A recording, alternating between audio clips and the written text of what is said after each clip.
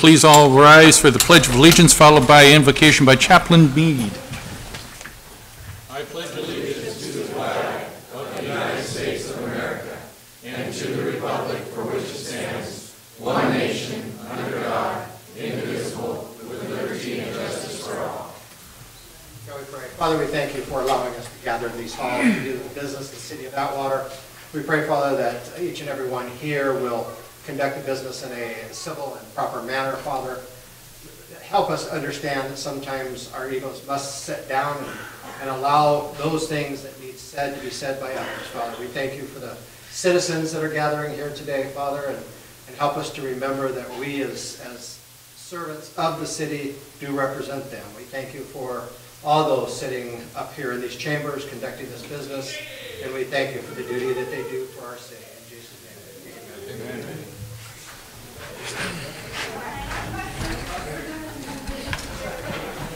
Kept that short and sweet. Roll call, please. Creighton? Here. Raymond? Here. Vieira? Here. Vineyard? Present. Price? Here. We have a quorum. We're asking for a report out of closed session. Mr. Terpstra. Yes, Mr. Mayor, members of the council and public, council did meet in closed session prior to tonight's meeting at the end of their special meeting to receive an update on communications from the last closed session. We did give that update, but no further reportable actions were taken. Mayor's announcement.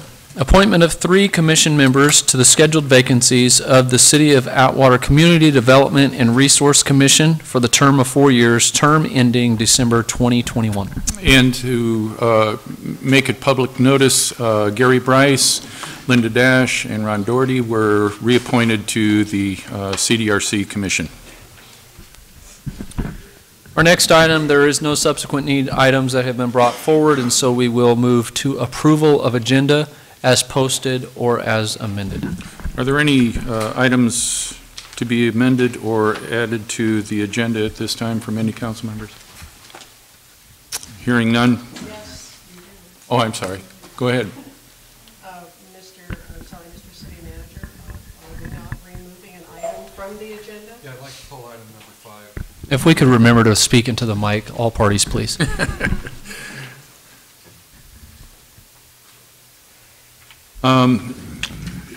The parties for the Bloss House are here this evening.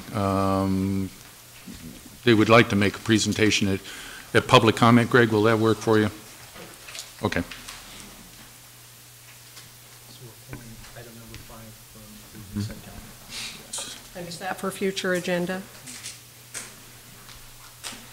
Yeah, we'd like to have it on for the 22nd. Mr. Vineyard? Motion to approve the remainder of the consent calendar. Excuse me, Mr. Mayor. Yes. I believe our Community Development Director has an item that needs to be moved into the We'd just like to move it up. Item number 7, accepting change order. We'd like to move it up under number 5 under agreements. Okay.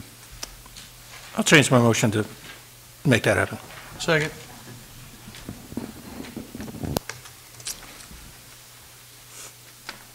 Okay. Any other changes? Okay. Entertain a motion. You have a motion second. Okay, there is. Okay. who is Call the for the motion? question. Vieira? Yes. Paul Creighton's the second. Vineyard? Yes. Creighton? Yes. Raymond? Yes. Price? Yes. Motion passes.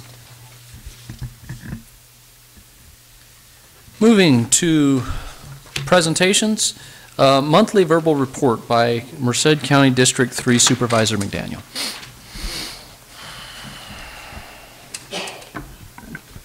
Thank you, Mayor, Council.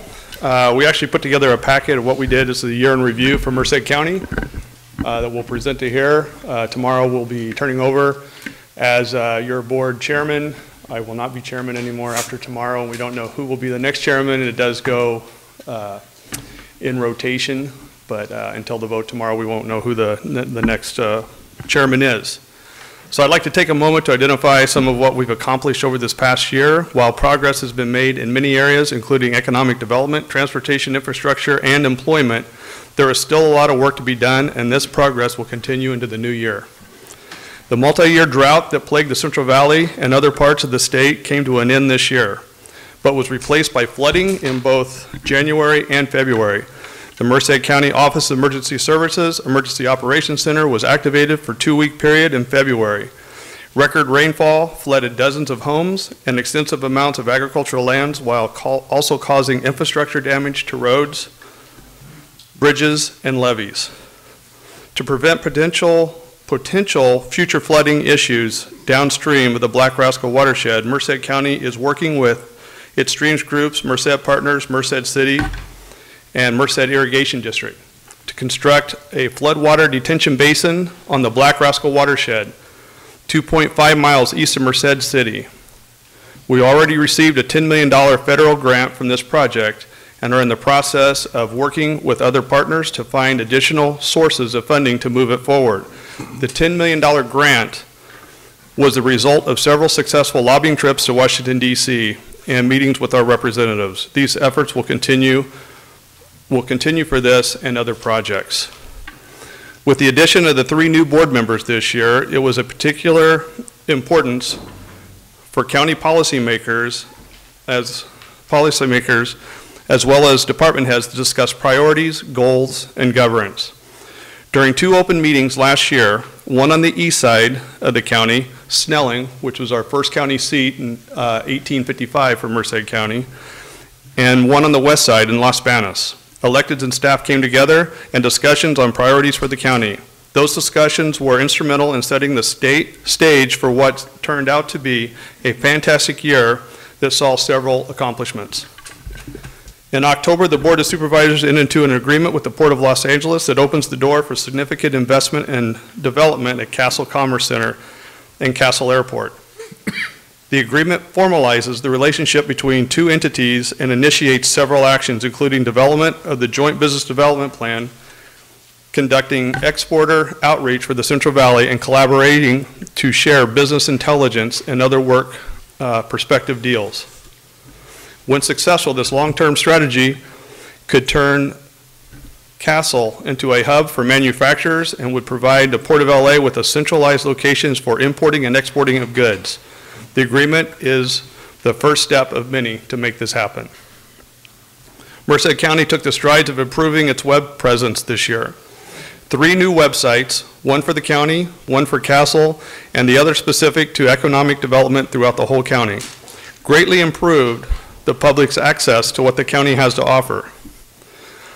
On the social media front, several departments, including the county itself, grew their social media following on various platforms such as Facebook, Twitter, Instagram, just to name a few. Expect this push for more web contact to continue into the coming years. The passage of Prop 64, the Adult Use of Marijuana Act, in 2016 set the stage for the county to review and adjust its cannabis policies of 2017. The new ordinance approved by the board sets the number of personal grow plants to 6 per residence, indoor only, and prohibits commercial activity in unincorporated parts of the county. It does, however, allow an exception for medical cannabis deliveries coming from the outside of unincorporated Merced. The county also set in place safety requirements for those choosing to grow indoors. These requirements are aimed at protecting residents, mainly children, and include keeping indoor grows behind locked doors and away from the common living spaces. The ordinance strikes a balance in our communities and addresses public safety concerns. While it does ban commercial cannabis activities, it also allows people to have personal grows inside the safety and privacy of their homes. And being sympathetic to the people who have cannabis for medical purposes, we include a provision covering that as well. It's important to note that Prop 64 did not pass in the unincorporated Merced County, which it was where this ordinance applies. The county made significant progress on its energy retrofit project this year. Perhaps most visibly is the solar structures that have been erected outside the administrative building. The energy retrofit is a project taking place in multiple county facilities consisting of solar arrays, converting street and facility lights into energy-efficient LEDs, replacing old plumbing and water fixtures at correctional facilities, and replacing old HVAC units that are no longer serviceable or energy efficient. The total project cost is $14.6 million and was financed through a variety of revenues. It's projected that this energy retrofit project will save the county $32.5 million over 30 years.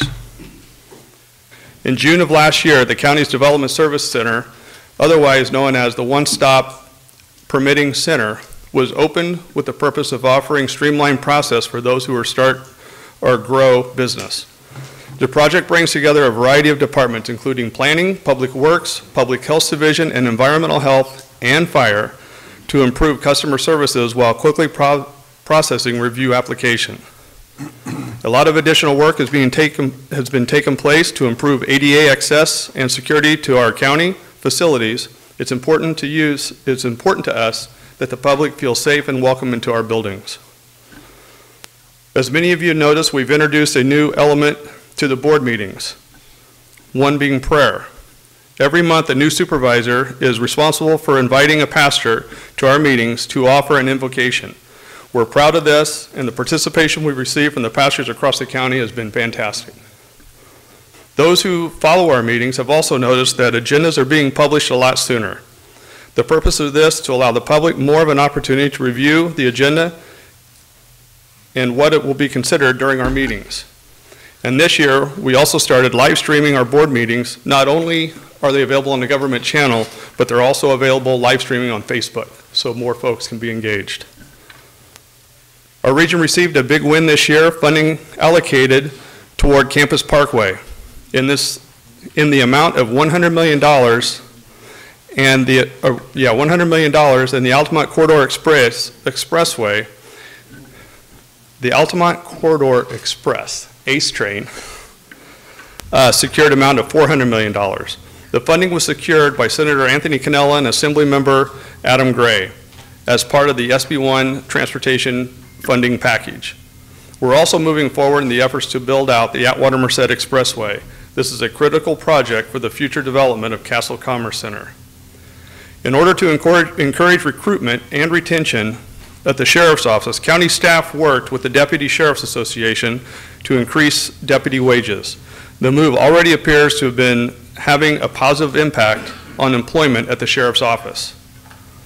The past year, Senator Anthony Cannella and Assemblyman Adam Gray were successful in securing a $4.5 million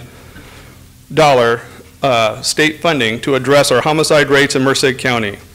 This funding spurred the creation of the Merced Violence Interruption and Prevention Emergency Response, other known as VIPER.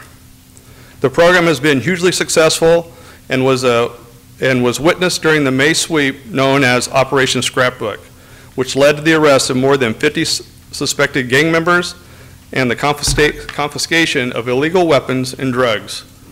We'd like to personally thank District Attorney Larry Morris and now retired Chief Investigator Pat Lunny and Sheriff Vern Warnke and all others for participating agencies in this operational success. We have successfully sent a message that gang activity will not be tolerated in Merced County. The board looks forward to future opportunities to work with this and its public safety partners. We would also like to express appreciation and working relationship that we've developed with the Board of Supervisors, with the District Attorney's Office, and the Sheriff's Office. We look forward to growing this partnership. The county is currently working on the community on identifying solutions to housing and homeless issues. Several areas are being explored, which include making navigational services and support services more directly available. These are long-term goals that are still in the formative stages, but if accomplished, they will go a long way toward moving homeless individuals from the streets into a more stabilized lifestyle. The goal is to address issues with the homeless population from a holistic approach as opposed to a patchwork of various services and resources. Last year, working with Assemblyman Adam Gray, we were instrumental in securing $2.5 million to use towards this effort. Additional avenues to fund this type of project are being examined, along with opportunities to partner with other local agencies. Unemployment has continued its year-over downward trend and currently stands at 7.8% in Merced County, which is down from 9.4% a year ago at this time. This is the progress we can be proud of, and is a huge shift from 20% unemployment rates we experienced only 7 years ago. This past year, county took part in increase of job opportunities through UC Merced's 2020 project, a $1.3 billion campus expansion that includes 13 buildings and supporting infrastructure. In order to ensure local job opportunities, the UC Merced with the contractor and included stipulations for local hiring, apprenticeships, and partnerships with small businesses. Through this effort, the Merced County Department of Workforce Investment was able to step in and facilitate a training for local residents and provide them with opportunities to gain employment and experience while working on the UC Merced 2020 project. We also worked to help facilitate opportunities for local subcontractors. This was a true win-win for the community. We will continue working to drive this number down as we make Merced County a business-friendly environment. The board adopted a balanced budget on September 12th, 2017. This year's budget continues a steady and cautious approach when it comes to ongoing spending in order to lessen the impacts of future economic downturns. We bolstered reserves this fiscal year in the amount of $6.5 million. Currently, our total reserves are only $1 million behind where we were in pre-recession, which was $31.1 million. We also paid down unfunded liabilities in this budget, and we're proud to report that the City of Atwater and Merced County reached a deal on revenue sharing, an agreement on how property taxes will split future and land annexations and developments. This deal ensures that Atwater can continue to grow and prosper while both entities receive the proper funding and provide vital community services. In order for the county to maintain its vision creating a sustainable budget, it is important that priorities be placed on long-term fiscal stability and forethought in all of our budgets. District project funds. In 2017 was the first year in which implementation of policies and procedures around district project funds process to increase transparency, accountability for those requesting and using the funding. As you know, Supervisor O'Banion and myself worked to put that policy together. But current allocations of funding of district project funds has been done away with by the board, but the policy surrounding the process will continue to be used in the remaining funds carrying over from previous years. I know that it might seem, I know all that may seem like an exhaustive list of what we've done for the past year at the county, but in reality, it's only a snapshot of some of what has taken place. We're very proud of the work we've accomplished and look forward to continuing the progress for this year and the leadership of the new board chairman, which will be announced tomorrow. Take a breath. Are there any questions? Any questions for Supervisor McDaniel from the council? Okay, thank you, Darren. You guys let me off early. Easy. Our next item is comments from the public. At this time, any person may comment on any item which is not on the agenda. Please state your name and address for the record. Action will not be taken on an item that is not on the agenda. If it requires action, it will be referred to staff and/or placed on a future agenda. To comment on an item that is on the agenda, please wait until the item is read for consideration. Please limit your comments to a maximum of 5 minutes. My name is Don Martin, 1980 Cordelia Court, Atwater. Mayor Price, members of the council. I would like to resurrect a subject close to our hearts, appointment of a permanent city manager. Sir, at the last meeting, we were informed a headhunter firm was actually hired, and at least 2 persons fit the need of this city. As you stated, 2 in the bullpen. I also understand the city council alone will make that choice. However, would it be possible to have those 2 candidates appear before the city council in a venue large enough to say the Civic Center, it might be one example, which would allow a good gathering of Atwater residents and allow each candidate to make at least a 30-minute presentation to the council and the citizens as to what they have to offer the city. A day or two prior to that special session, the candidates would be provided a detailed picture of our fiscal situation, as well as our future projections and hopes for our city, and that would be conducted by our city staff. That orientation would allow them time to prepare for their presentations. Based on their presentations at a subsequent council meeting, allow the public to express their views on a public choice or a possible choice. And again, understanding the city council makes that choice to the city council, and a final decision made by the council once and for all to appoint from those two candidates, if possible, that very evening in an executive session. That's about it. Thank you very much. Thank you. Anyone else wishing to address the council?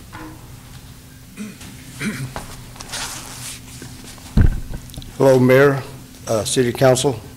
First of all, I'd like to welcome Mr. Art DeWork to Atwater City. And would you please state your name for the record, please? yes, Richard Johnson, 1675 Drakely Avenue. And I'm here to urge Mr. Price to put an end to the destructive behavior as mayor of Atwater. You have the duty and responsibility to lead this council. The citizens have put their trust in you to guide the council in a productive manner. It is very sad, sir, you have failed to do so. Your negative and derogatory remarks about your fellow council members must stop immediately. Atwater has been without a city council manager or city manager for a year now, aside from the temporary ones. Finally, the city council picked a highly qualified candidate, and you drove him off. Do you plan to do the same to Mr. DeWork? What the public doesn't know is on October 13th in the morning, you were at the local Starbucks talking loudly how Mr. Mitchell was unqualified and lacks experience. What you don't know, Mr. Mitchell was sitting at the next table over, hearing every cruel word you said. With the mayor undermining him from day one, it's no wonder he declined the job. You bear the blame for that and for the poisonous atmosphere at City Hall. You will be treating Mr. DeWork the same?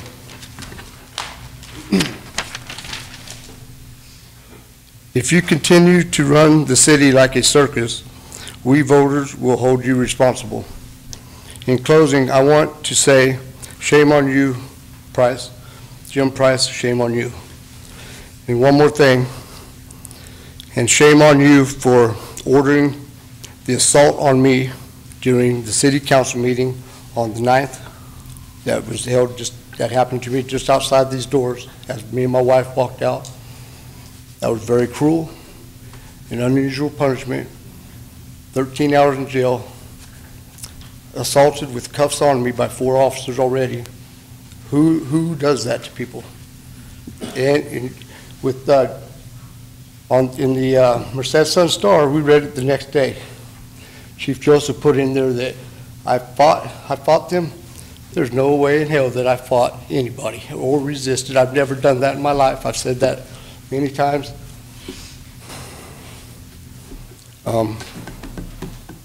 You guys just continue to do this to my wife and I. And who do you think's suffering? You think I'm suffering? My wife's suffering the most. She's never done a thing. She's always been a good person, a very good person. 28 years I've been with my wife. It's going to be 28 more years, because I will not stop this fight when you guys have violated my constitutional rights, and not just violated them, you've committed crimes against us.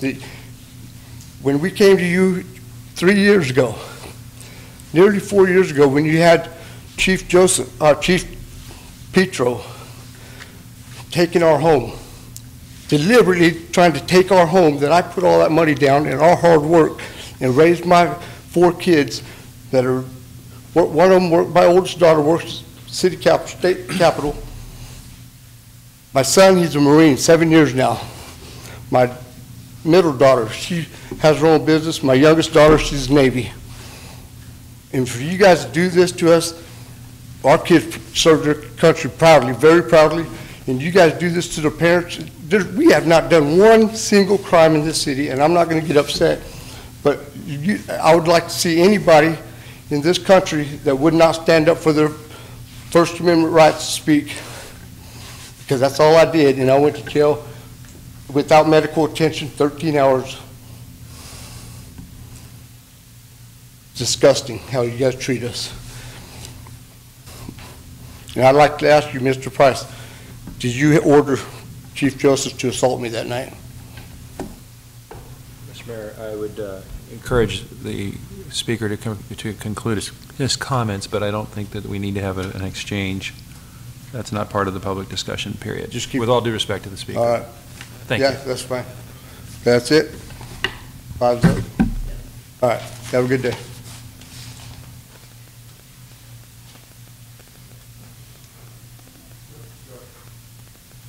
Meeting night, 3218 North Buhack Road. I'd like to take this opportunity to thank Mr. DeWerk for coming to the city of Atwater. We're all going to pray that he can move this city forward, as it certainly hasn't moved much in the last several years. So, Mr. DeWerk, thank you for coming here.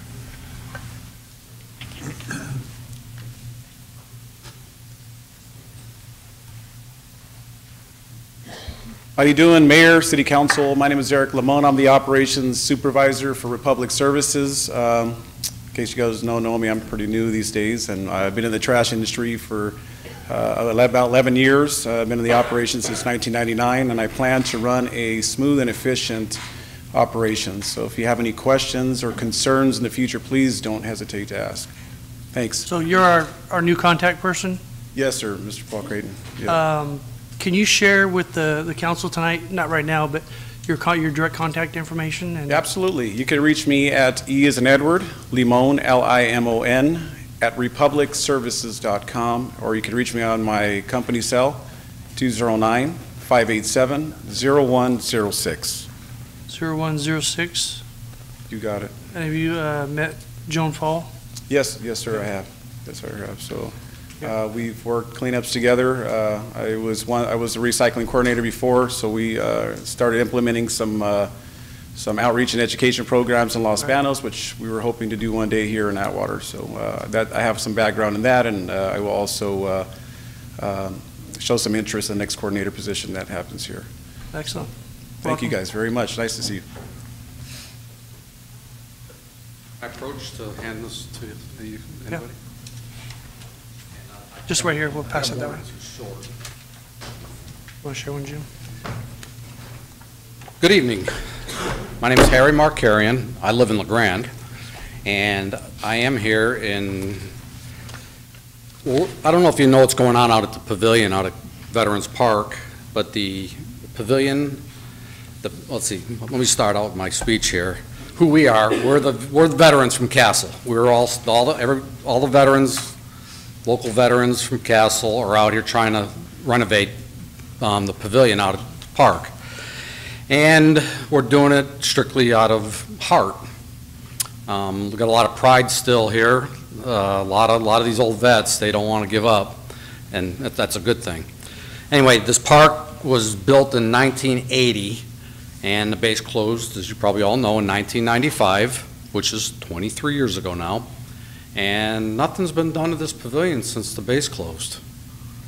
And it was in bad shape. It was in a lot worse shape than we thought, because we have our barbecue out there every year, and we saw a lot of things. And that actually, it all started real simple. It started with the barbecue pit outside. The pit was falling apart, and we said we're going to take care of this because we use it. So we get out there, and it just snowballed from there. It just went crazy. And I started a GoFundMe account to try to raise donations, because we're doing this strictly under donations currently. And it's actually doing pretty good. We're getting some money, but we spend it and we run out of money, we find more things wrong. And that's basically why I'm here, to see if we can pry some money out of you. I know money's tight, and like I said, we're doing really pretty good with the donations. I've had to actually bring out some contractors. I had to bring out a plumber. I had to bring out an electrician. We got a drywall guy out there now that's spending some time, and it's all donated. And our goal is to have it done by April 1st, so Sandy can lease this building out. And that's about it. Cindy and Paul and the mayor's been out there already and saw, and it's changed a lot since you guys were out there. Well, Paul was out there the other day. Yeah. Mayor, can I could just add, I got 2 more minutes. I got 3 more minutes. Yeah. Hey, go ahead. Go ahead, Harry. No, I got, just to give you a couple things. Like I said, it started with that barbecue pit, and then I went inside. The freezers were bad. They weren't working. They were dead. We had to get them out of there. Then we started saying, with the stoves have got to go, because the stoves are so old. And when we ripped out the stoves, underneath the cabinets was burnt. There was a fire under there, not just a smoldering fire. There was a fire under there that nobody even saw. We didn't know it was there, and we've been using this thing for years. So that all had to come out. The cabinets all came out. The walls, all the paneling came off. And like I said, I want you to come out. If you get that piece of paper, my phone number's on there. Call me, let me, we're out there. We've been out there every day since Christmas. And like I said, it's coming along pretty good. We're really happy the way it's going. But we got some big ticket items that are coming up that we need to get. And I can go through donations. I just found out about one, and I'm just still blown away by. I think that's about it. You got questions? Anybody? Ms. Vieira. So it was exciting to come out there and see what you were doing and all the work that's coming just from the goodness of your heart. So when I left there, I contacted my business partner, Joe Stephanie, and I said, hey, can Nations Lending, which is the company we work for, donate a refrigerator?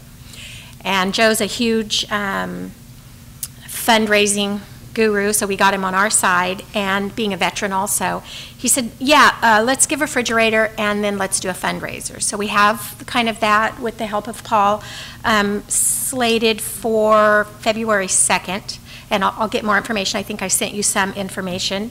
I reached out to a couple different people in our industry. So I reached out to Coldwell Banker, and Andy Krodick donated $200 and challenged the other agents in his office to match him.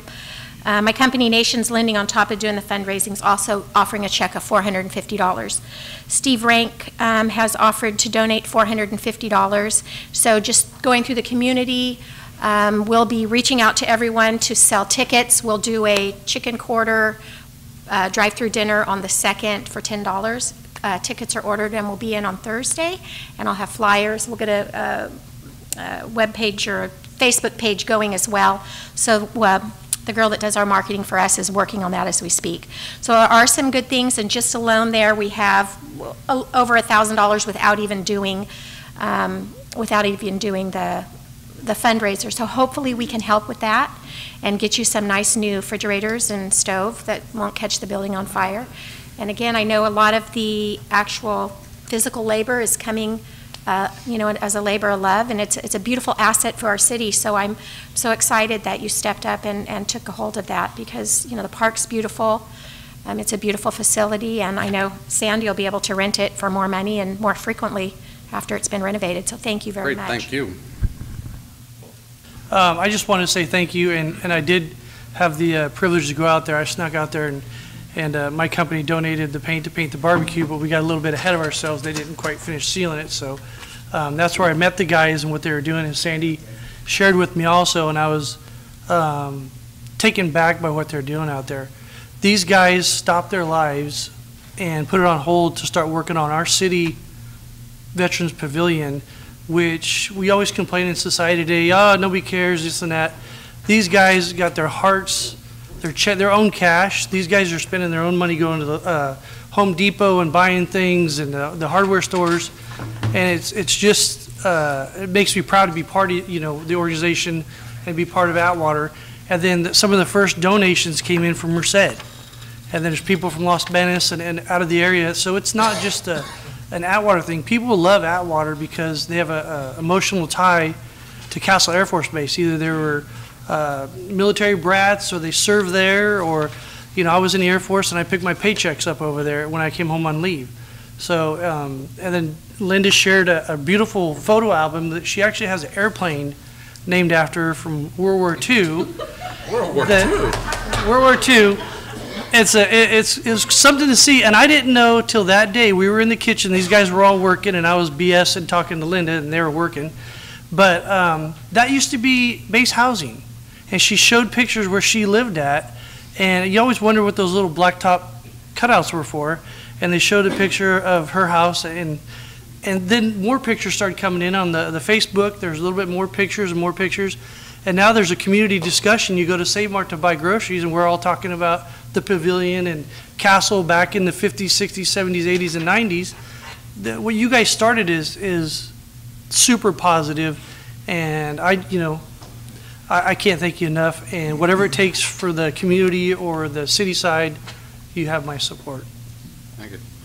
There's just one thing I do want to, I know time's up, but the park itself, you got a lot of stuff going on in that park at night. We're out there at night too, and there's some things going on out there, and I know the police are aware of it, and they've been out there. We've seen a lot of cops out there. And, I mean, you got dumpsters out there. There's like a highway going through there, just dumping trash in there, into the trash bins. We talked about this a little bit. I recommend you lock those gates up at night and then open them back up in the morning. It takes 5 minutes to open those gates.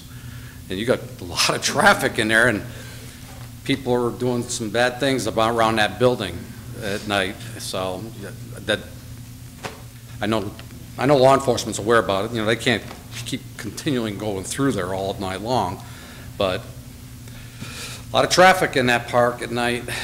Can you share your GoFundMe site, how people can get in contact with you? And yeah, well, I'm going to just give out my phone number if anybody wants it. It's 777-9696, 209, of course. Or contact any of the council members. They can get you my number. We do have a GoFundMe account, but it's under the renovation of Veterans Park, Atwater.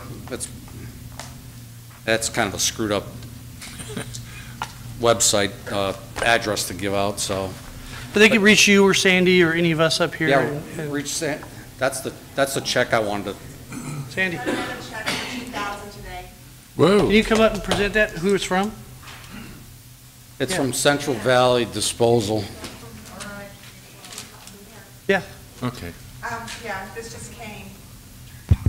Who is it from again? Central Valley Disposal, and it says on here for the renovation of Veterans Pavilion only. Wow. Nothing else. That'll help. That had to come from Harry and his guys. Made that happen. Yep. Thank you very much. And you got my phone number? Just come on out, because we're going to be out there quite a bit. You really do need to see what's going on before it gets done. Thank you, Harry. I got tons of pictures, old pictures of it. Thank you. Just say one more something else. For the businesses, talked to my accountant today, and I figured out how you have to write it off. You make it to the city of Atwater, you tell them what it's for, and it's not a donation, it's advertisement. See, I just got all this advertisement I didn't want. That's how you can make those donations, so you can write them off your taxes. We will take that under advisement. Thank you. Thank you, Jeannie, for your donation. Good evening, Mr. Mayor, City Council. Greg McDaniel, at 754 Cadota Avenue, Atwater. The Atwater Historical Society was on the agenda, but we needed to be pulled off because I guess they're going to straighten out some wordage or something on the contract, which is, it's okay. We're old, we're used to waiting around. But that also gives me a great opportunity to just maybe let everybody else know what we're planning and what we're hoping to pull off. Rarely do we get an opportunity between a city government that's having financial difficulties, and we had droughts, and we had all kinds of economic stress in this area, And then we have nonprofits that are just digging for every penny we can get, trying to survive. And in a matter of hours, a month or two ago, we came up with a solution to a problem at the Bloss home, which I hope everybody will join me in agreeing that it's one of the jewels of Atwater. The city of Atwater was having a tough time keeping up with the maintenance on the grounds. And we, of course, at the Bloss home, need the grounds kept up. The logical result that came out of it, with just minutes of discussion, was we'll take over the Bloss grounds as long as we take over control of the investments for weddings and things like that, because we have never actually made any money off of keeping the Bloss home going. We've put hundreds of thousands of dollars into it to keep the building restored and operating, and then it's just been tough. Every nonprofit in town knows it. But with your quick thinking and our willingness to support our Atwater, we have come up with the idea that we'll take over the landscaping, we'll take over the scheduling of weddings and all that kind of stuff, just easy peasy, and we're all doing good after it's done. Some of the other things that we're planning on at the Bloss House once we get things rolling is everybody in town knows that there's a homeless problem, a vandalism problem. The Bloss home, when we put the benches in the back area there, we never knew we were turning a grounds into a luxury hotel suite for the homeless. But it has weighed heavily on us financially, and we're putting a 6-foot wrought iron fence around it to help protect the home and not hurt the integrity of the public being able to use the facility and all that kind of stuff. Just bottom line is we're putting money into keeping the outside repaired when we should be repairing Mr. Bloss's bedroom or something like that. So we have things like the fence that's going to be done. Mr. Bloss's bedroom is going to be restored back to its original day. More lighting and electrical outlets and stuff like that for events that are going to be held there, and just a whole list of things. But we would love everybody in town to become members of the Atwater Historical Society, to become a little active. You don't have to be a lot active. We're old, so we're never too active. But we'd love to have you. I have on our website, the AtwaterHistoricalSociety.com, you can download a form and become a member. You can find out when we meet, or you can just send us oodles and oodles of money, and we'll gladly spend it for you.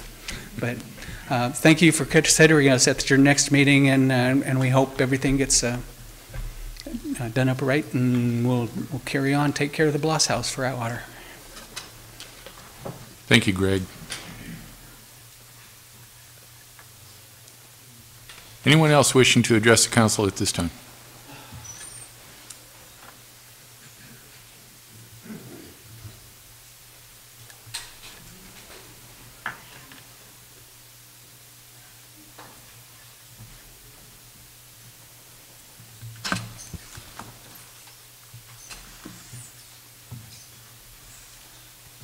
Good evening, Mayor, Council. Frank Johnson, CEO, NAAAP, Modesto, California. Can I use that clock? No. Nobody's using that clock. We were happy to read that the missing bank deposit money we brought to the city's attention during the last meeting finally was located. Maybe if the city had better control, might not have had such a serious matter. On a different but related topic, I previously brought to the attention the fact that the state controller's office back in 2012 and 2013, and I did mail you copies, numerous of serious issues which I listed, detailed at the last meeting, were discovered in this audit, including the fact that 35% of the city's accounting controls were found inadequate. So why wouldn't a check come up missing? Since then, I've been told that the city is preparing to go and have an audit coming. There have been no follow-up audits by the State Controller's Office to determine whether the city has stopped these practices. Since these audits are free, why hasn't the city requested one yet? The bank deposit exposed a lot of things about inadequate financial control. Also, we still have no answer of why city allowed Pedro to pay a female detective $200,000 for not working. Also, why would Pedro allow a solar contract to go forward, which cost the city over $60,000 net loss last year? We have also heard from numerous sources that a council member had a financial interest in the solar contractor when voted for. This allegation has been around for a long time, and has it been investigated by the city? If so, what is the outcome? Conclusion: the people need answers. House cleaning in Atwater is long overdue. The city had a corrupt reputation for as long as most people can remember. Silence and inaction are no longer an option. We ask the city to please take these allegations serious and investigate. Thank you. Is there anyone else wishing to address the council at this time?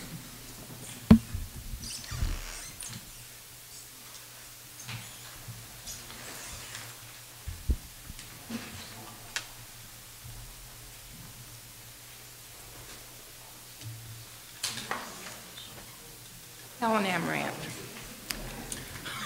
I would just like the city council to put everything at rest and start fresh. This bickering back and forth, and my kids did it at home, they were out the door.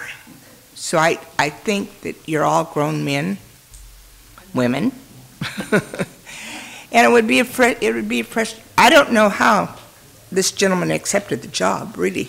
I would have said, you know, go someplace else. But no, it's really, it's disappointing to me as a citizen that like I said the last few times I was going to stop coming up here because I've been coming so long, you guys are going to figure out how old I am. But I like all of you, and I just think it's important for all of us to be on the same page and do not be stabbing each other in the back. I can go to the grocery store and get home. My daughter knows what I did before I even got home. And it's not always good. So let's all play fair. Okay? And welcome. Thank you, Helen.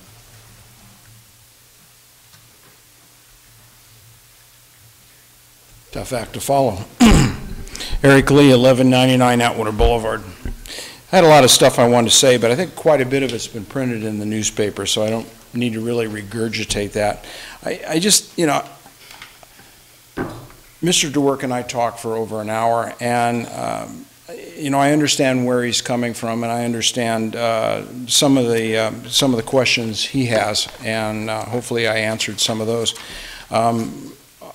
I enjoyed his admission to having a further background done if the council wished.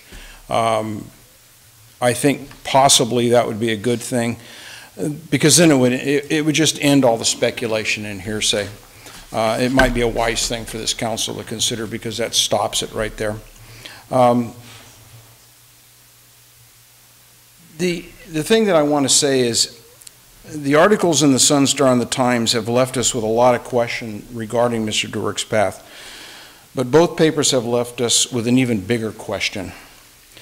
The process by which the most important non-elected position in the city was handled by members of this council.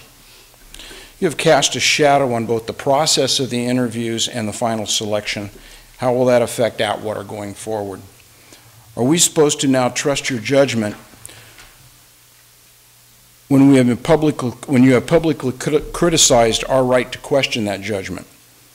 We have a poor record in this city when it comes to blindly following the decisions of past councils, and we all know what some of those are. Something many of us are not going to do again. We're going to be involved, and that involvement will hopefully bring others into these chambers to voice their opinions as we are voicing ours. I want to leave you with something from Grover Cleveland. Every citizen owes to the country a vigilant watch and close scrutiny of its public servants, and a fair and reasonable estimate of their fidelity. Thank you.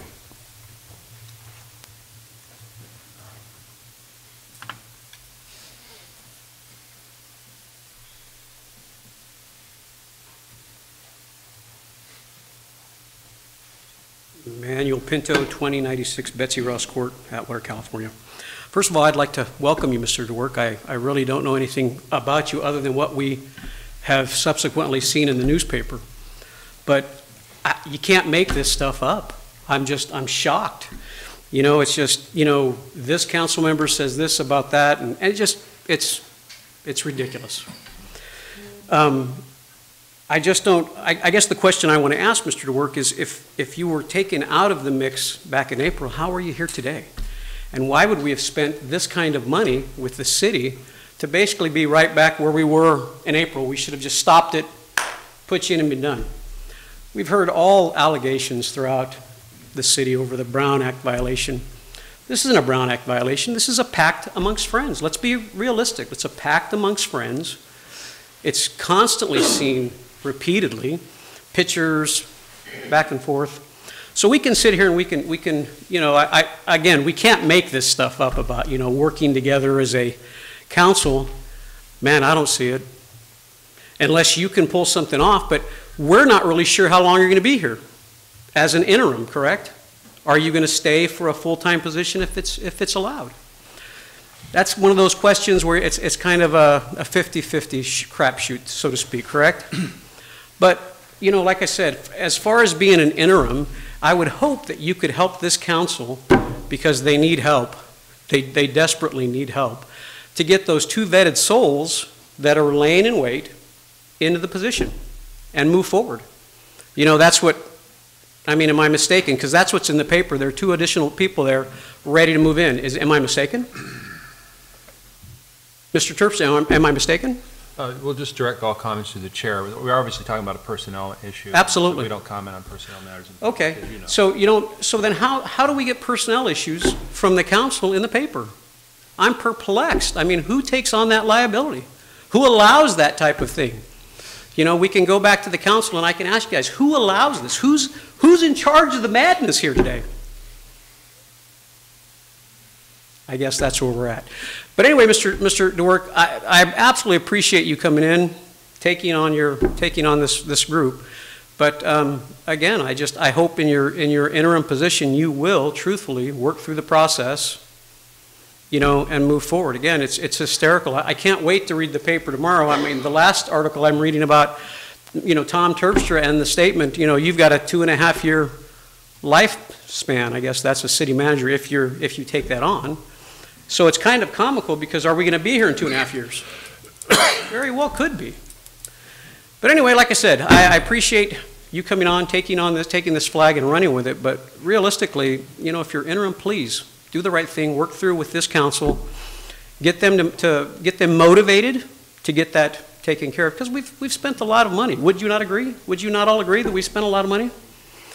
And again, I can't wait to read the paper tomorrow to see who says what about who, because like I said, it seems like you've all had your moment in the sunshine or 15 seconds of fame. So please, you know, like I said, nothing. This can't be made up. It's hysterical, the direction that we're going, and it's we've got people from out of town coming in talking about the corruption. It's like, Where does this come from? I mean, you can't make it up. Maybe we should be on like a Netflix channel or a reality show. There we go. We need to be a reality show.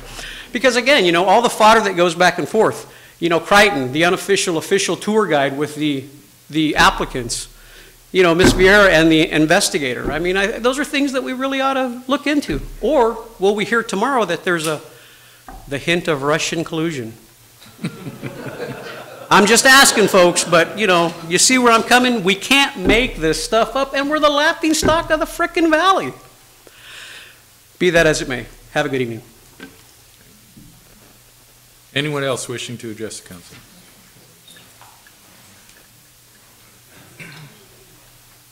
Darren DuPont, 1734 Patriotic Drive, Atwater, California. Man, there's a lot of finger pointing going on right now. You did this, you did that.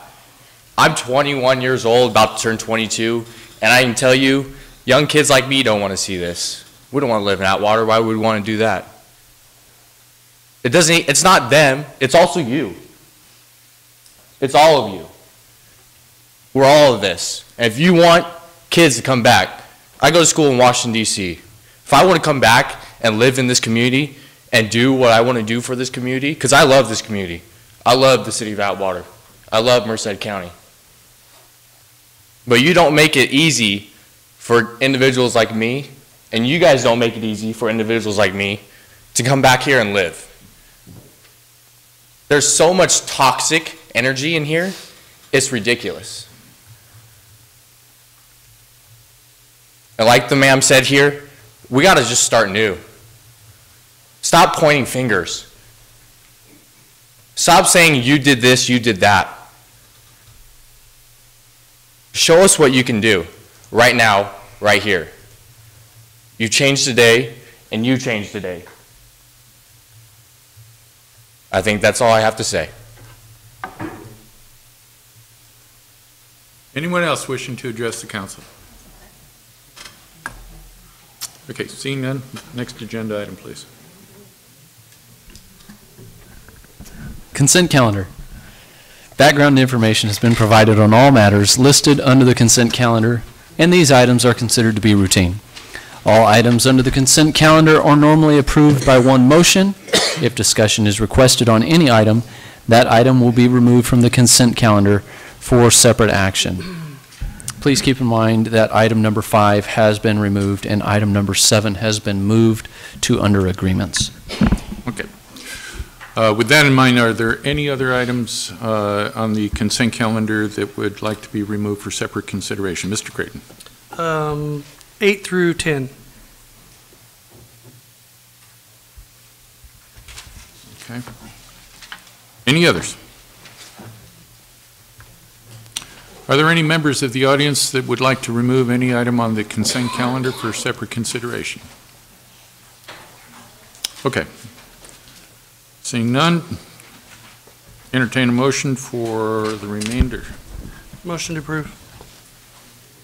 Second. Call for the question.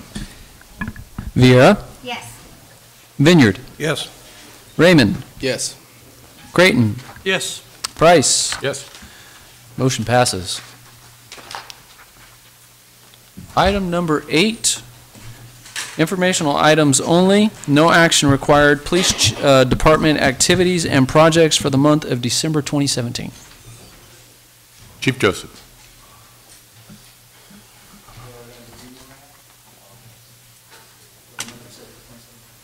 December 2017.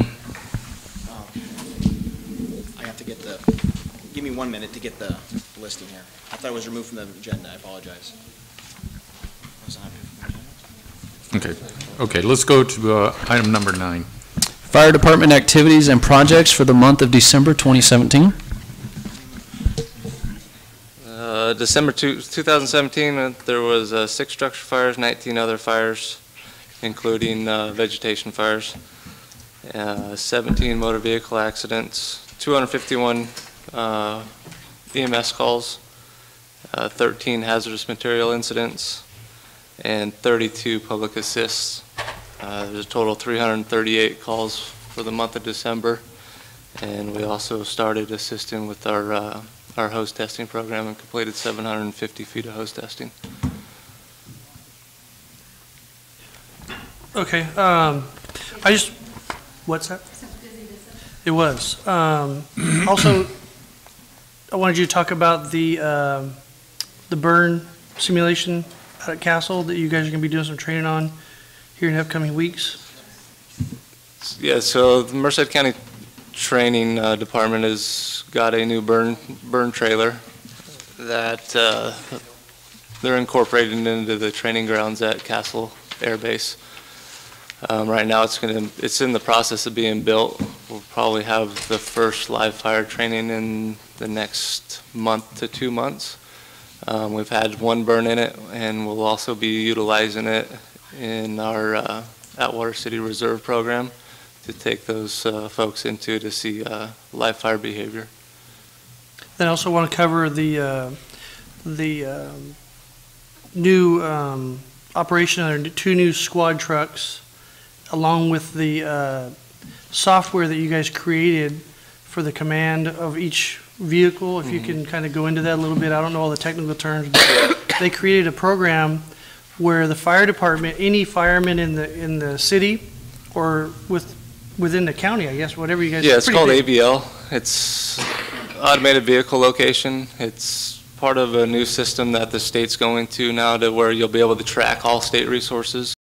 The state of California, and it's basically like a GPS tracker on your vehicle. So no matter what incident you're going to or you're on, you'll be able to track individual resources and their locations throughout the So what I want to elaborate on that is that I was riding in the vehicle at the Christmas parade, and he had the laptop open in the truck, and we had a person that was unconscious on the parade route. We had a few fire trucks in the procession on the parade, and he was able to identify with the dots. They were all fire trucks and fire personnel, and they were, instead of dispatching a certain station number, he was able to see within 15 feet there was a fire unit right there. So they were able to, he was able to just call that unit, because really he would have been called, and another truck that was up in the front of the parade would have been called. Yeah, the city of Atwater and Merced County had started the iPad process. We got the grant for the iPads, and part of that was the incident view. It's pretty much the four leading part of the AVL program that has been adopted through the state of California. And with that, it's everything that is in Merced County has a GPS tracker on it and gets dispatched to those iPads, and it shows a detailed description of the city jurisdictional boundaries. So we know if we're entering inside of the county to the city limits. It shows lifetime tracking of resources that get dispatched to structure fires, medical aids, and it has pre-planned that if the Save Mart Center was to catch on fire, or any building that would be catch on fire, we could pull up a pre-plan of that building that has already been pre-made already. It shows all your hydrant locations. It shows all your Knox box information as far as access codes to community centers. So there's a lot of great information that we used to carry around in binders in the back of the pickups that we carry right on the tablet that sits inside the command vehicle. And they're on all pieces of equipment, including the 2 new command vehicles. Thank you. How many folks did you send down to the Thomas fire? From the city or from the department? Well, all around on the strike teams that went out. Well, we sent 3 total strike teams down, so 15 engines, 3 strike team leaders, and numerous overhead. There was, I would assume, probably 40 to 50 personnel down there. I think I left on Wednesday the 20th for a relief and came home on the 23rd, or just before Christmas. Just before Christmas. Just before Christmas. So yes, everybody that was on the incident, for the most part, some of the finance people made it home the 23rd, 24th before Christmas came around. And it's still not fully contained yet, but has been turned over to. Was that somewhere in the neighborhood of 292,000 acres is what I was hearing? Yeah, I think it's 286 and 92% contained or something, right around there. Thanks to all the guys that went down. That was a big appreciate it. deal. And it shows that fire season just is almost a year-round deal, so. Yeah. Thanks to the rain.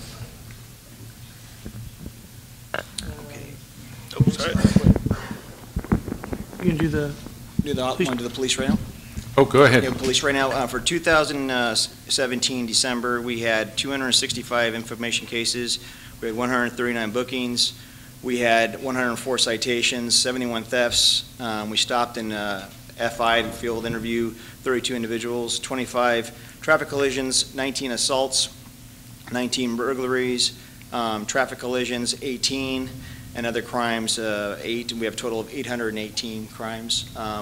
Month of December, the good news at the end of the year, we went for another year with no homicides, which was great, which was a big achievement for our officers. And a lot of crimes have gone down or stayed maintained. With the manpower we have, I give the men and women of our department a lot of credit for that too. what are you doing though that's driving that? You're doing something positive that's driving that, the homicides not happening around here. I think it's a mixture of different things. It has to do, I think, when we did the officers would put them improvising different units. For example, we're taking people, because we don't have the units for extra detectives right now, manpower, so I'm taking people from different slots, kind of like all-star players, and putting them in teams together and hitting areas pretty hard. I think the Viper effect that happened with our operation here in the city was a big effect for the year. I think it had a mixture of different things. Our officers initiated activities, our arrest rates, and also our prosecution rate is very high.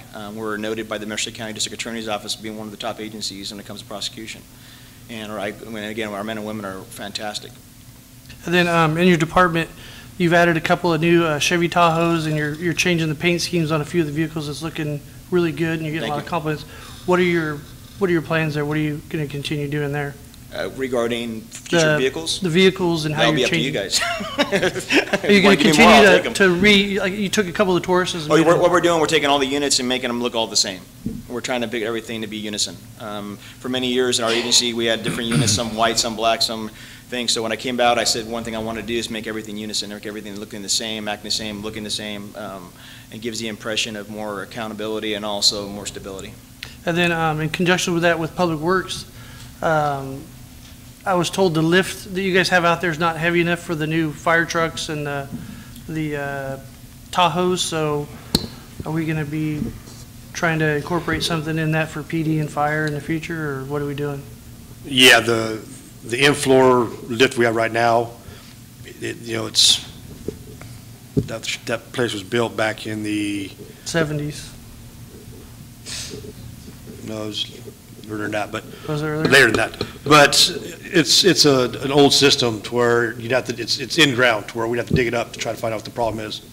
To where if we just get a 4-post or 2-post lift, that you can lift fire trucks and any heavy equipment you want. So I'm looking into seeing what one of those would cost, and I'll be coming back to talk to you guys.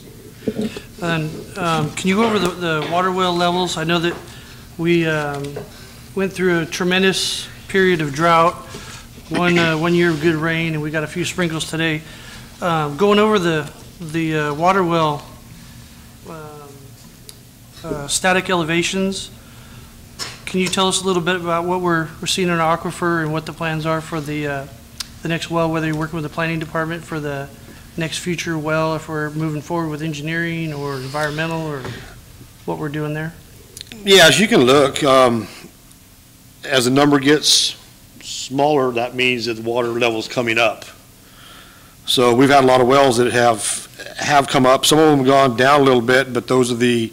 Yeah, see where you switch, like we put lead wells on, those are the main wells that are usually running all the time. So they're usually not going to come up very much, especially, the other wells we don't use is recovering better, since we're not pulling the water from that aquifer right there. And we're still 2 wells down, correct? Basically, yes. We're waiting for a class action suit to find out if we can get money to fix well 20 before we go ahead with that. We have engineering for well 22, which is out off of Avenue 1. We have what? It's been engineered, the well for well 22 out on Avenue 1. So the site's been chosen and you guys did a test well on it? Yes. But that's going to depend now with the 123 TCP level. They've dropped it down lower, so... The maximum threshold level? The maximum contaminant level. Yeah, so basically all of our wells, we're going to have to start treatment on them, which is going to involve putting the GAC vessels like at well 15 over on Commerce. You see the big 4 vessels out there, and the one at well 9. So all the wells now are going to have to start getting into treatment on GAC, which is the charcoal filtration. What's the cost per well? Approximately. I don't have the numbers. I'd have to go back. I mean, the vessels we put on the other 2 wells, that was also a class action suit for DBCP. So what it's going to cost now, we don't know. And then the other problem is land. You know, a lot of the well sites aren't big enough to put those vessels there. So we're going to have to maybe acquire some land somewhere to put the vessels for each well and pipe from the well over to another property to filter it and then put it in the system. Okay. So it's going to be a big process in the next year or 2 on how we're going to proceed with this. So you're communicating with the planning department, so when development's coming in, Lori kind of knows where we're thinking about and what we need, our infrastructure needs over there? Yeah, the 2 biggest runs right now is well 22, which was already been engineered, like I say. And then the next one, the Ferrari Ranch, would be another well out in that area. So we know about that, so when that goes a little bit further, we'll really start digging into that. Brian, are you getting, maybe you don't know this, but are there any funds that are starting to come in from the state for, you know, the TCB remediation and that type of thing? The 123 TCP? Yeah. The state hasn't done anything yet. Okay. And right now, you know, it's all lawsuits. Yeah, I'm acutely Class aware of that action one, but suit, yeah. I understand, though, that they will make some funding available for a limited amount of money for remediation, so. Yeah, I haven't seen anything yet. Okay. But we're keeping our eyes open for it because we want to get it if we can. Yeah, okay, thanks. Any other questions? Okay. Interim City Manager Report / Updates. Letter of support regarding a joint grant application supporting improved passenger rail service to Sacramento. Mr. Dewar. Well, the summary that was just read speaks for itself. It's important that the council shows solidarity and support of this initiative, but it's really important that this city maintains a high level of visibility and connection with this project, because there are others who would love to grab what we're after. So anyway, so we're just asking the council to approve the letter, and staff and I are going to stay on top of this in a big way and not get blindsided by anybody who's got evil intent in mind. So. Okay, so this is going to take a motion to approve. Somebody wants to? Motion to approve the letter as recommended by staff. Second. And just to clarify, Mr. Mayor, there is a resolution with this, so this would include the adoption of the resolution. Okay. Yes. Okay, thank you. Okay, very good. Any other comments from council to this matter? Call for the question. Raymond. Yes. Creighton. Yes. Vineyard. Absolutely. Vieira. Yes. Price. Yes. Motion passes. Next item. Verbal report regarding 2018 One Voice Program update. Merced County Association of Governments. Well, since this is my first council meeting, I don't know how much detail I should get into. I'm assuming that I don't need to explain background. It's just that there's a group of representatives of the city who are planning to go to D.C. during May, and that will be for the purpose of, well, there's different ways to describe it. One could say lobbying, another is influencing, but one way or another, we have to have our interests known and articulated to the federal government and to the federal agencies. And I'm really glad to see that this council and the city as a whole sees this as a priority. So it's pretty straightforward. I think this is, from what I've heard, this has been effective in the past, and I think it's a good thing to do. Yeah, for those that may not know the full ramifications of One Voice, it is, as they say, it is one voice. We have representatives from all over Merced County, representatives throughout MCAG, Merced County Associated Governments, who we put together an agenda, and that agenda is taken to Washington, D.C., and we all speak with one voice to all of our issues. Uppermost on everybody's minds these days has been water, correct, Darren?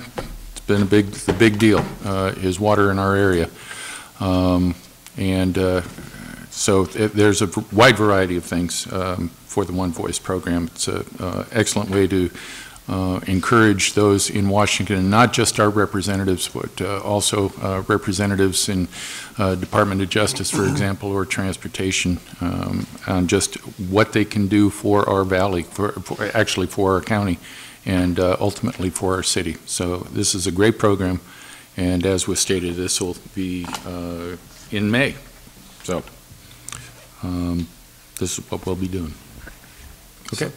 So the major areas are, the mayor already mentioned water, but public safety, for example, the COPS grants, education, transportation, economic and community development, and even issues surrounding homelessness. So it's a wide variety of topics, but they're all things that significantly impact cities throughout the state, but particularly in the Central Valley, which has some unique problems. So, okay, that's it for me. Okay. And our next item is an announcement regarding invitation to interim city manager coffee, January 18th, 2018 at 8 a.m. in the city council chambers. So staff recommended to me that I continue on with an existing program, if you want to call it that, or at least a practice, and that is availing the city manager to the public and staff and whoever else wants to attend. My vision of doing this, not having seen how it was done in the past here, is simply all questions are acceptable. I think it's a good opportunity for the public to ask about me personally, ask about my vision for how I'm going to conduct myself, and what kind of goals and objectives I have in mind for the organization. Anything is fine. And before we end this part of the meeting, I did ask the mayor if I could spend a couple of minutes talking a little bit about just some initial observations, so I'll keep it short and sweet. And I'm referring to the observations that I've made, particularly in the last 3 days of my employment here, which were last Wednesday, Thursday, and today. So I'm a salty, highly experienced Atwater city manager now. But what I like to say is that my contacts with the city of Atwater started back when Joan Fall and some of her staff were exploring the idea of using Frank Petro in the capacity of both police chief and city manager. So this was when I was the acting city manager in Ceres. So we met a number of times, and I got to know, each time I got to know a little bit more about the community. Then there were some other interactions I had with this community. But then when the city manager position opened up, I did throw my hat in the ring, and during the course of the last year, I was in and out of the process. The reason I'm giving you that background is because I want to tell you that I didn't just show up out of nowhere picking Atwater as the next place to land. So because I had been in and out of the city manager process, I did spend a bunch of time talking to staff, going back as far as the early part of 2017. I met with people in the community. I talk to folks in stores and restaurants. And here is, if you want to call it a punchline, this is what I want to really say. And that is that, I think it was Mr. Pinto. I don't see him in here now, is he? There he is. I think you mentioned, why am I even here? Why did I pick this place? And let me tell you. But it was a two-sided deal. So I had to pick it, they had to pick me. So here's what I see and what I believe. This council is made up of members, every one of whom has total passion for this organization and for the community. That's number one reason that I'm here. That's why I think we, and I'm talking about everybody, can be successful. I know that there's bickering within the group, and oftentimes that's just a result of differing opinions. Many of those opinions are strongly held, and it gives rise to conflict and difficulty. So I've had people in the city management business say, why would you be willing to go to a place with a 3-2 split? There's huge financial issues. They've got a city organization that's grossly understaffed. And my answer is, number one, the city council is made up of people who care about this place. They may not always go about their communications in the ideal manner, but once you have that kind of intense love and desire for the community, it's not surprising that there's going to be strong feelings that sometimes lead to conflict. The second thing is the staff. I am absolutely impressed with the staff. And they too, I'll tell you this, for the average person who wants to work in local government, this is not the ideal place to work. Compensation hasn't been addressed for, 6 years? Many of these individuals are doing multiple jobs. They don't have all of the equipment that they would ideally like to possess to do their work. And they've got the exact same features that I see in these council members. They love what they're doing. They are part of this community, and the community owns them, and they own the community. And then lastly, it's the people of the community. So the three critical components of a community, obviously that's what it takes. I've listed what they are, and my belief is absolutely firm that because of the commitment to the community, the passion, and yeah, there's conflict, but it's going to be overcome. And it's going to be overcome because this community almost feels like a family to me. Now, I haven't necessarily been accepted into the family, and that's okay for now, but I see the makings of it. I think this will work. And Atwater is never going to go away. It will endure because they will make the right decisions at the right time. That's the bottom line. That's why I'm here. That's why I'm not bailing. Thank you.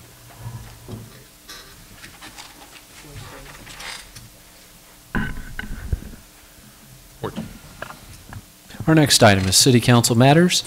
Approval of annual 2018 regular meeting schedule calendar.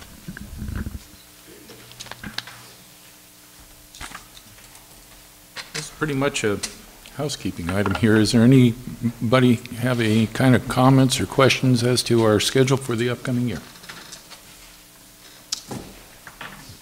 If not, entertain a motion. I motion to approve it.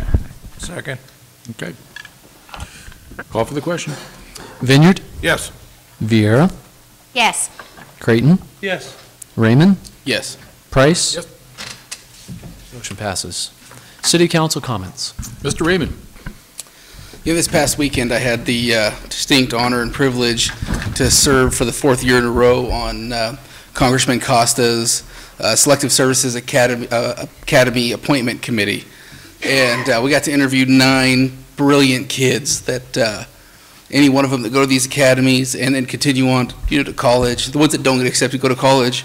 I have hope for the future with the kids that we got to interview and see. So I just want to thank Congressman Costa for the opportunity again, and we have hope for our future. So thank you. Ms. Vieira. Young man, what was your name? I know you Darren. Wow, I'm very impressed. Good job.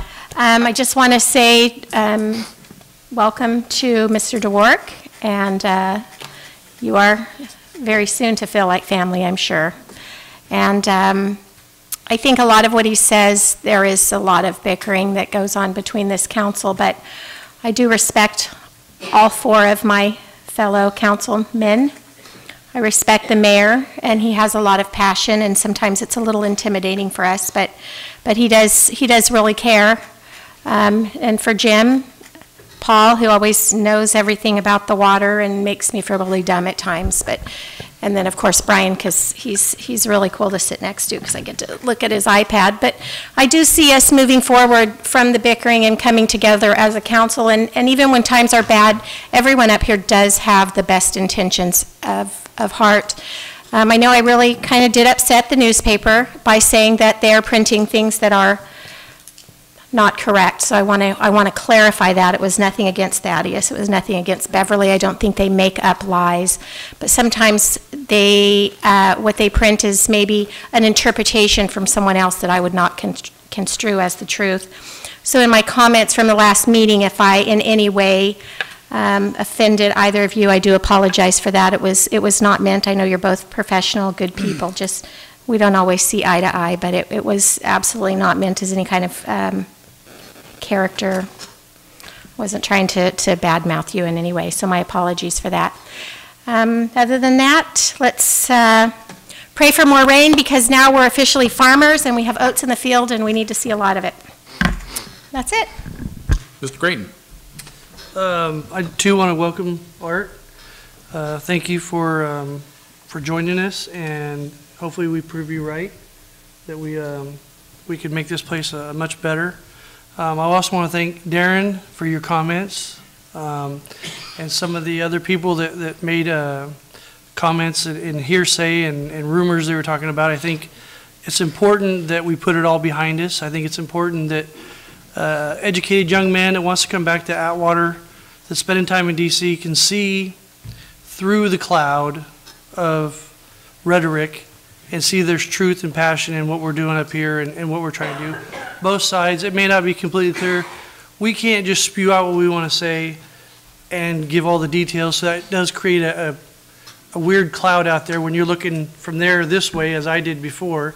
I wish we could tell you every single thing we're doing. A lot of it is privileged information the attorney won't let us share, and that gets spun out of control. But everybody that spoke tonight has passion, and what Darren said is absolutely true. The only way to move forward is both sides have to be positive, and there's nothing better than tonight when we had the veterans group come in and their positivity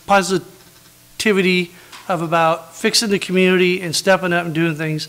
That's contagious, and that's what I love, and that's what I want to be a part of. And like you said, staff, they're doing multiple jobs, they care. We may not get to communicate with you guys staff, and I wish we could spend more time with you, but we're restricted on what we can do and don't do. And you're doing a good job and you're trying hard. And my goal coming up here was to make you guys more successful and help the community move forward. And you guys are all trying to do that. You're very professional, the whole team there. And there's nothing better than to see a team of people trying to move us forward. So I just appreciate everybody's comments and look forward to a positive future. Mr. Vineyard. Started. First of all, welcome to everyone, citizens, staff, council, to the new year. It's time to meet some middle ground. I stated that in the paper. It's time we have to find a way to work with each other. And it's not just our council, it's been councils in the past. It's just more personal because I'm on the council now as well as the other members that are here. So it's more personal to me, but we have to find a way to get by. We've had, and as it was mentioned, acting city manager for some time, and actually we've had 4, counting Mr. Petro when he first started. So we have to find a way to get this city moved forward with a permanent one. Not to say that acting city managers don't have good ideas. Mr. Bramble had some great ones. He carried them on from Mr. McBride. I expect Mr. DeWerk to carry on some of the ideas that possibly Mr. Bramble had if he shared them. And I hope he did. As Mr. Creighton said, you know, you've got to be positive. We have to be 90% positive and maybe 10% negative, because you need a little bit of negative input. Otherwise, you wouldn't know something's wrong out there. So I want to thank the employees and the staff. There's been talk out in the world that morale is low. Yeah, I've talked to numerous employees and staff as well. But despite that low morale, they've never, ever not met my expectations or exceeded. They've always exceeded them. They've never not met them. And I want to thank you for your loyalty to the city and the public. I want to thank you for striving to fulfill the needs of the city, of the people, of your fellow staff members. Without any reimbursements, as Mr. DeWerk said, in the last 5 to 6 years, that we've been trying to find ways to bring back wages, or even a COLA. But we have to bring in some businesses to do that. I want to thank those who applied to be on the to be back on the CDRC. I think that public coming in and getting on these committees is vital. Their input, different eyes, different hindsight. I want everyone to know that recently I've been contacted by a company. It's called Chief Research and Logistics, LLC. They came and talked to me, and they proposed to buy the property out on Commerce because they want to put in a CBD manufacturing plant. And what that is basically it's an extract of marijuana. It's not the hallucinogenic side, but it's the health side. And about 90% of their product goes towards helping animals. It's put on food for the animals to eat to help with their diseases and their pain. So they're going to come. They want to come and do a presentation to the CDRC next month, and then come and do one to the council. I have a packet. The problem is we need to update probably what that land's worth. We need to look into that and find out what that land out there is really worth and what's really available before they come. District elections coming up. They're, what, 11 months away or less? My recommendations, and this was just what worked for me, is those who want to run, those who are interested in Mr. Raymond's seat or my seat, is do your homework. Come to as many council meetings as you can. Come to the finance meetings, because you do learn a few things there. Not always, but there is information there that you can gather. Talk to former mayors, former council members, or even the current ones. Like Mr. Creighton said, we can't tell you everything, but we can give you a lot of information you don't have from that viewpoint, because once you get up here, things change dramatically. You may have all the good intentions in the world, you want to rock this city, and it just doesn't work because now you get some new information that you never had before. So it's a process, and then you have to haggle with the other city council members. So, but try to understand what you're into before you get to the election to make sure that you've got a good grasp on the city. You can take those suggestions or you can leave them. That's your option.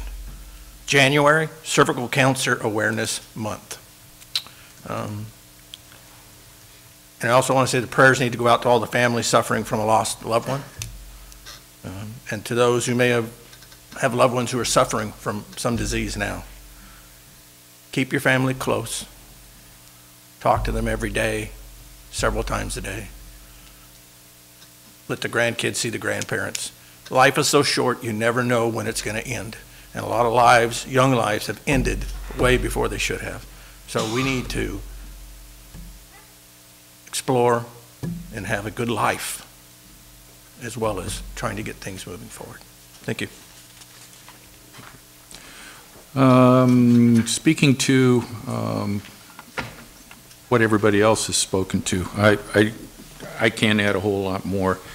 I appreciate Mr. DeWork did come, and we did have a chat for about an hour or so, and we shared some very good comments, I think, in respect to development and things along those lines. And I want to pledge to Mr. DeWork and to this council and to you, the community, that I will be working with Mr. DeWork. I'm not going to be an impediment to the progress of this city.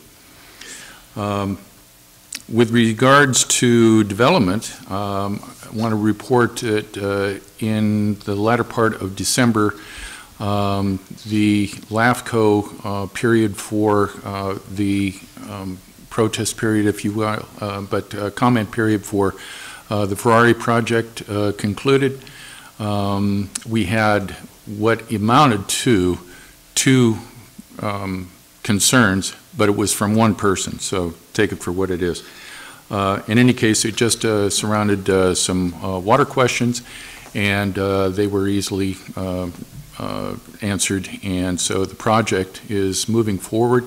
The next step will be, it's coming to you guys, right, Darren? And it'll be a consent item, is what I was told. And once it is approved at the county level, then it moves along, and we'll get it registered at, for the land being annexed into the city, and moving forward with the Ferrari project. So things are finally gelling and coming together with respect to the Ferrari project. One of the things that I was pleased in the evening that we were there for the comment period, I was with David Dolter, who is the Ferrari family's project manager, and I guess I beat up on him enough because he said that he has spoken to one of the developers, and they have tentatively agreed to exploring putting in 2 hotels in the project rather than just one.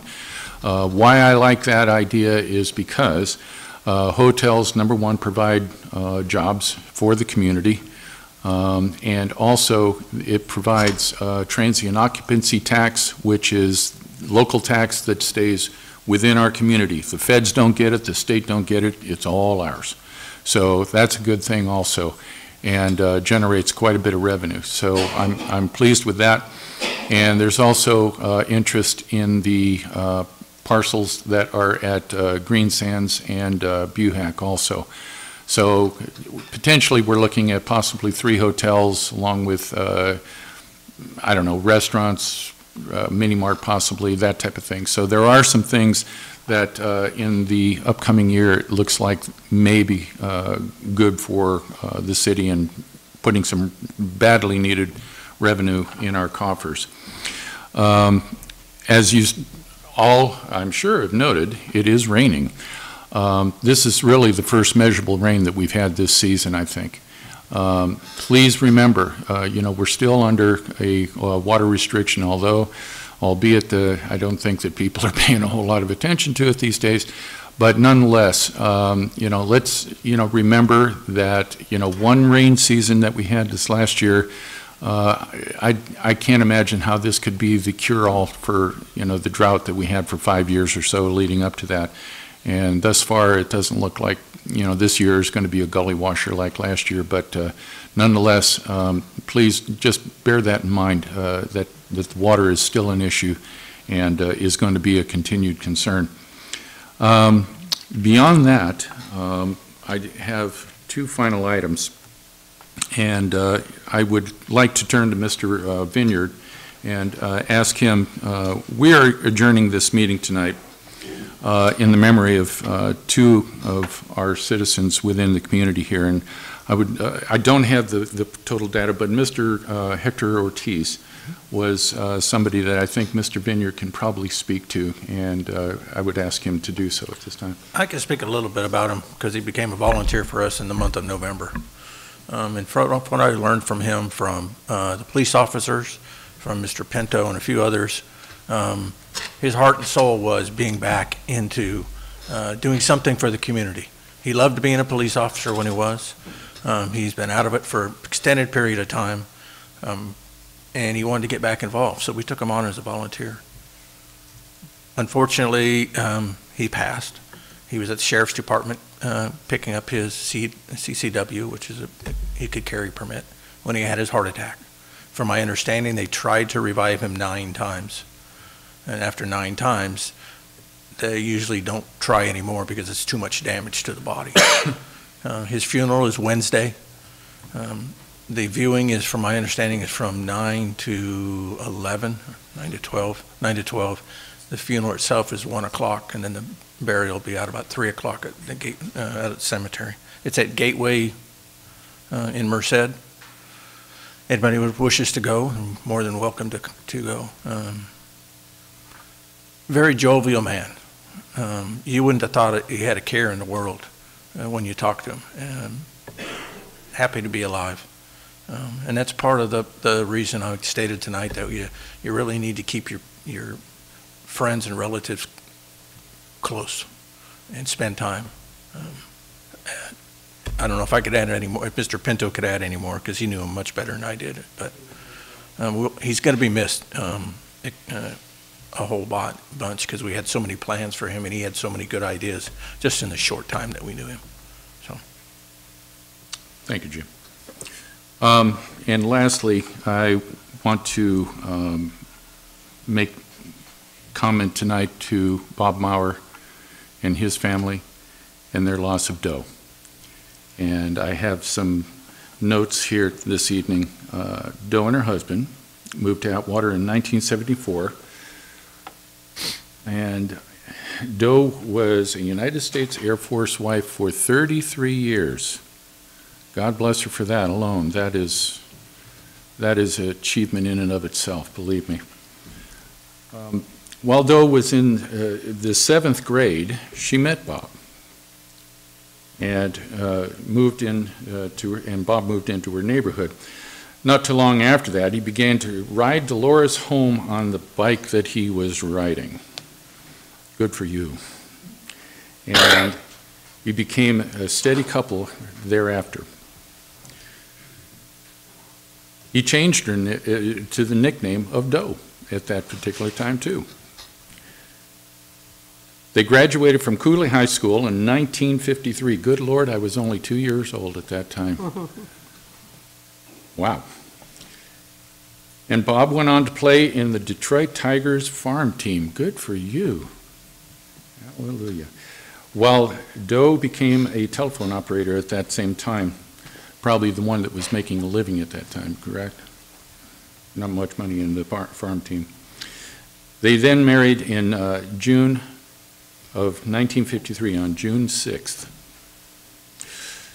Doe graduated from Merced College with honors, and from there to the University of California, Stanislaus. At the age of 51, she graduated with a degree in liberal arts and went on to teach in Atwater for 5 years. She attended church at the First Baptist Church for 41 years. She was a member of the Castle Atwater Kiwanis Club for 20 years. That's a great organization, by the way. Traveled extensively as the First Lady, while Bob served as the governor of the California, Nevada, Hawaii District from 1998 to 1999. Bob and Doe were married for 64 years. She is survived by 4 children, 14 grandchildren, and 1 great-grandchild. I want to thank Doe and Bob for your service to this community, and also that we want to express our heartfelt sympathies and condolences to you and to your family, and that I'm sure that Doe is resting in God's arms, and God bless you for having brought her to this community and for you to be here too, Bob. Thank you so much. Tonight we are adjourning our meeting in the memory of Doe and into Hector Ortiz. God bless you all. Thank you, ladies and gentlemen, for watching tonight. This meeting is adjourned.